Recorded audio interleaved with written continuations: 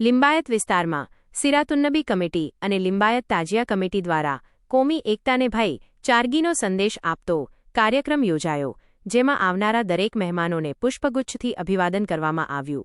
વિસ્તારના હિન્દુ મુસ્લિમ અગ્રણીઓ તથા સામાજિક આગેવાનો અને કોર્પોરેટરશ્રીઓએ હાજરી આપી.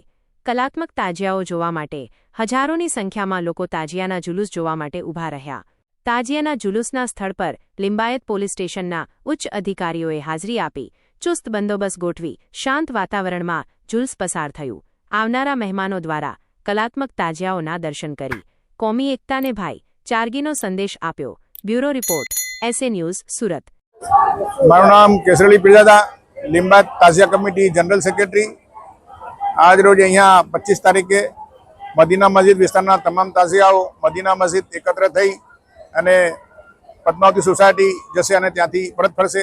આ પ્રસંગે અહીંયા લિંબાયતમાં કોમી એકતા ભાઈચારાના માહોલમાં સંજયભાઈ પાટીલ તેમજ સુમનબેન પાટીલ તેમજ બીજા ડૉક્ટર ગરગે સાહેબ અને બીજા બધા મહાનુભાવો અહીંયા આવી કોમી એકતા અને ભાઈચારાના માહોલમાં તાજિયા જુલુસનું સ્વાગત કરી કોમી એકતાની મિસાલ પૂરી પાડેલ છે.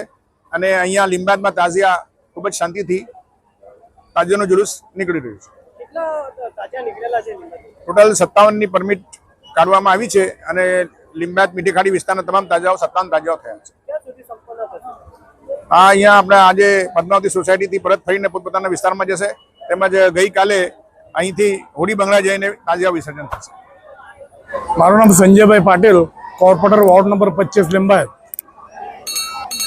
આજે જે ઇમામ હુસેનની યાદમાં જે એમની શહાદતની આ રાત છે, કતલની રાત કહેવામાં આવે છે, એની યાદમાં પરંપરાગત રીતે આ તાજિયાના જુલુસ આપણા લિંબાયત ખાતે મદીના મસ્જિદથી શરૂઆત થઈ છે. અને અહીંયા લિંબાયત એક એવો વિસ્તાર છે, હિન્દુ મુસ્લિમ શીખ ઈસાઈ પારસી જે બધી ધર્મ બધી કોમ બધા રાજ્યોના લોકો અહીંયા રહે છે અને ભાઈચારા સાથે રહે છે. આજે તાજિયાનો જુલુસ છે એમાં અમે ભેગા થયા છે, કારણ કે જે પહેલાં તાજિયાઓ આવ્યા એમાં બધા હિન્દુઓએ બધા એમનું સ્વાગત કર્યું છે અને મુસ્લિમ ભાઈ પણ ભેગા સાથે રહ્યા છે. એવી જ રીતના જ્યારે ગણેશ વિસર્જન હોય છે ત્યાં સંગમ બેન્ડ પાસે પણ મુસ્લિમ ભાઈઓ ત્યાં સ્ટેજ રાખીને દરેક ગણપતિ જે શરૂઆતનો ગણપતિ આવે એનું પહેલાં સ્વાગત કરે છે. અને આ ભાઈચારાનો આ લિંબાયત મદીના મસ્જિદ પાસે એક ઉત્તમ ઉદાહરણ છે અને આખો આ મેસેજ આખા દેશમાં જાય એના માટે અમે બધા લિંબાયતવાસીઓ પ્રયત્નશીલ છે. મારું નામ ઇમ્તિયાઝ નિઝામુદ્દીન શેખ અલીફવાલા, આજે તાજિયા કમિટી લિંબાયત તાજિયા કમિટીનો ઉપપ્રમુખ.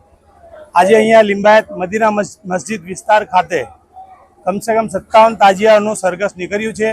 આજે 9મો ચાંદ છે એટલે શહીદીની રાત, કતલની રાત કહેવાય, શહીદીની રાત કહેવી જોઈએ.